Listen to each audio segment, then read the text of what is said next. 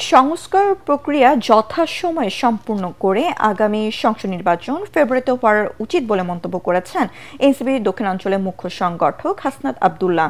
ভোলা জেলা পরিষদ অডিটোরিয়ামে জাতীয় নাগরিক পার্টি জেলা সমন্বয় সভায় শেষে তিনি এই কথা বলেন। গণ অভ্যুত্থান থেকে শুরু করে এখন পর্যন্ত এনসিপির সব কর্মসূচি ও নীতি নির্ধারণ জনগণের কাছ থেকে এসেছে বলেও জানান তিনি।